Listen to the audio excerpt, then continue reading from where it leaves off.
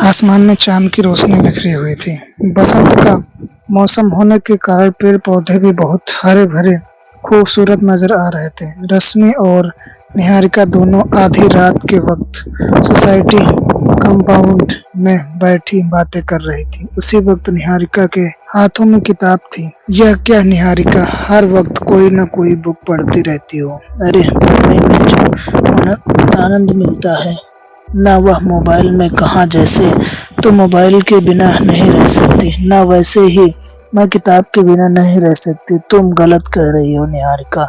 जो मजा किसी चीज को विजुअल देखने में है, नहीं पढ़कर जो प्यार, रोमांस, डर, सस्पेंस को फील किया जा सकता है वो देखकर नहीं होता। तुझे बातों में कोई जीत पाया जो मैं जीतूंगी। एक किताब के ऊपर पड़ी जिस पर गोल्डन कलर का कवर था। कवर के ऊपर एक अजीब सी आकृति बनी हुई थी। निहारिका उस किताब को उठाने के लिए झुकी ही थी कि रश्मि ने उसे रोक लिया। तो भी यार, क्या अब रास्ते में से ही किताबें उठाने लगेगी? क्या घर चल। रश्मि के कहने पर निहारिका उस किताब को वहीं छोड़कर आगे बढ़ने लगी। मगर न जाने उस किताब में ऐसा क्या आकर्षण था कि निहारिका मुड़ मुड़कर उसे देख रही थी। तभी उस किताब पर बनी हुई आकृति चमकने लगी। अगले दिन जब निहारिका सोकर उठी तो वह किताब उसकी पलंग पर थी। यह देखकर निहारिका बहुत हैरान हो गई। उसने बाद में पढ़ने के लिए उस किताब को उठाकर अपनी बुक शेल्फ में रख दिया और अपने रोज के काम करने लगी। तभी उसके फोन पर रश्मि का फोन आया। क्या बात है रश्मि, कभी कल रात को तो मेरे साथ ही थी, अब सुबह सुबह क्या काम आ गया? तुझे नहीं पता क्या कौन सी दुनिया में रहती है। पूरी सोसाइटी में हड़कंप मचा हुआ है। रात को सोसाइटी के चौकीदार की मौत हो गई। क्या बोल रही है तू? देर रात तक तो हम लोग ही सोसाइटी कंपाउंड में थे। जब तक तो कुछ भी नहीं हुआ था। वही तो मुझे भी समझ नहीं आ रहा। लोग कह रहे हैं कि 2 बजे के करीब उसकी मौत हुई है। अच्छा हुआ हम लोग समय पर घर आ गए। उसकी मौत को लेकर लोग कई सारी बातें बना रहे हैं। उसका पूरा शरीर सफेद हो गया था। रश्मि, तुझे वह किताब याद है? कहते हैं निहारिका रश्मि को उस किताब के बारे में बताने वाली थी। तभी रश्मि के घर की घंटी बजी और रश्मि ने फोन रख दिया। फोन रखकर निहारिका वापस पलटी तो वो किताब उसके पीछे ही थी। अरे, इस किताब को तो मैंने बुक शेल्फ में रखा था, यहाँ पर कैसे आ गई? किताब को उठाकर देखने लगी। उसके अक्षरों में हलचल हो रही थी। निहारिका को यह बहुत ही अजीब लग रहा था। वह सम्मोहित हो उस किताब को पढ़ने लगी। उस किताब के काले अक्षर अब धीरे धीरे लाल हो रहे थे और देखते ही देखते निहारिका का शरीर सफेद और हो गया। शाम को जब निहारिका का पति घर लौटा तो बहुत देर तक घंटी बजाने पर भी निहारिका ने दरवाजा नहीं खोला। अरे, यह निहारिका को क्या हो गया? लगता है कहीं गई होगी। सोचते हुए उसने अपनी चाबी से दरवाजा खोला तो सामने निहारिका की लाश पड़ी हुई थी। निहारिका, यह क्या हो गया तुम्हें? किसने तुम्हारी यह हालत कर दी? उसके चीख सुनकर सोसाइटी के कुछ लोग इकट्ठे हो गए। सभी आपस में बातें करने लगे। हमारी सोसाइटी को बने हुए 10 साल हो गए मगर आज तक कभी ऐसा नहीं हुआ। मगर पिछले 24 घंटे में न जाने किसकी नजर लग गई हमारे सोसाइटी को।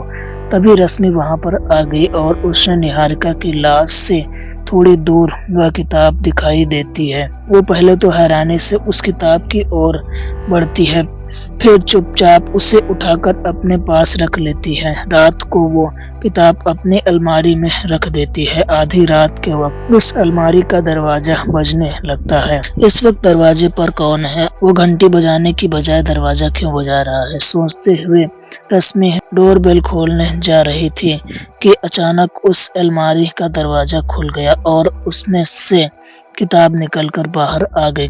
किताब उसके आसपास उड़ रही थी। कौन है? कौन है? यहाँ पर देखो, जो कोई भी है मेरे सामने आओ, मुझे डराने की कोशिश मत करो। रश्मि के कहने पर देखते ही देखते वह किताब बड़ी हो गई और उस पर बना हुआ अजीब सा फेस बोलने लगा, मुझे वापस मेरी जगह पर छोड़कर आओ वरना हर जगह सिर्फ तबाही ही तबाही होगी। जो कोई भी इस किताब को अपने पास रखेगा वह पढ़ेगा, उसकी मौत निश्चित है। इस किताब को वापस उसी जगह पर छोड़ दो, इसे छोड़ आओ। अजीब सी आवाज सुनकर रश्मि डर कर उठ गई। वह पूरी रात से पसीने पसीने हो रही थी।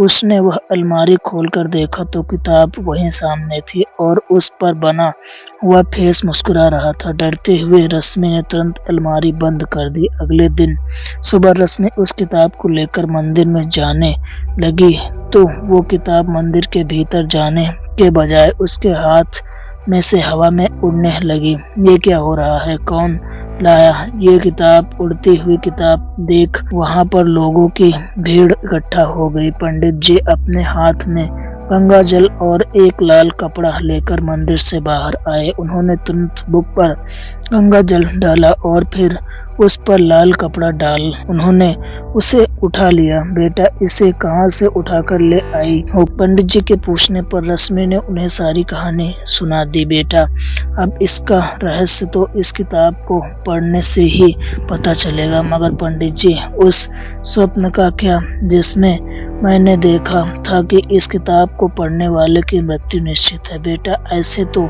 यह किताब न जाने कितने लोगों का विनाश करेगी। इसे नष्ट करने का उपाय मुझे इसी के अंदर मिलेगा। तुम निश्चित रहो, लोगों की भलाई के लिए मेरी जान भी चली जाए तो मुझे मंजूर है। कल सुबह तुम मुझे मंदिर प्रांगण में ही मिलना, कोई ना कोई रास्ता तो निकल ही जाएगा। पंडित जी को वह किताब देखकर रश्मि अपने घर आई। अब उसे सुबह होने का इंतजार था। अगली सुबह जब वह मंदिर में पहुंची तो वहां भीड़ इकट्ठा थी। कल रात ही पंडित जी की मौत हो चुकी थी। वह भागकर उसके कमरे में गई तो वहां पर किताब और एक खत मिली। बेटी रश्मि, तुम्हें जब तक यह खत मिलेगा शायद हम मर चुके होंगे। इस किताब को नष्ट करने का केवल एक ही उपाय है। आने वाली पूर्णिमा को 100 साल के बाद धरती, सूरज, चंद्रमा सभी एक रेखा में होंगे। तब रात के 12 बजे के बीच जंगल में एक गड्ढा खोदकर इसे दफन कर देना और पीछे मुड़कर मत देखना। इस कार्य में बहुत बाधा है, अपना ध्यान रखना। तब तक इस किताब को लाल कपड़े से बांध कर रखना। पंडित जी के कहे अनुसार रश्मि उस किताब को संभाल कर रखते हुए और उसी पूर्णिमा की रात में वो उस किताब को लेकर जंगल में चली गई। पंडित जी के कहे अनुसार वह गड्ढा खोदने लगी और मगर उसके पैर भी जमीन में धंसने लगते हैं। बचाओ बचाओ, कोई है? हेल्प भगवान, अब आप ही मेरी रक्षा कर सकते हैं प्रभु, कहते हुए वो ओम नमः शिवाय का जाप करने लगी। ओम नमः शिवाय, ओम नमः शिवाय, ओम नमः शिवाय। मगर फिर भी वह जमीन में धरती में घुसती जा रही थी। उसने अपना काम जारी रखा और उस किताब को उस गड्ढे में डाल दिया। जैसे जैसे वो उस किताब पर मिट्टी डाल रही थी वैसे वो ऊपर आने लगी। उसने किताब को न करके अपने हाथ लाया हुआ पीपल का पौधा उस किताब पर लगा दिया। अब तुम हमेशा के लिए इस धरती के भी शांति से रहना। दोस्तों, यह स्टोरी अच्छी लगे तो हमारे चैनल को सब्सक्राइब करें।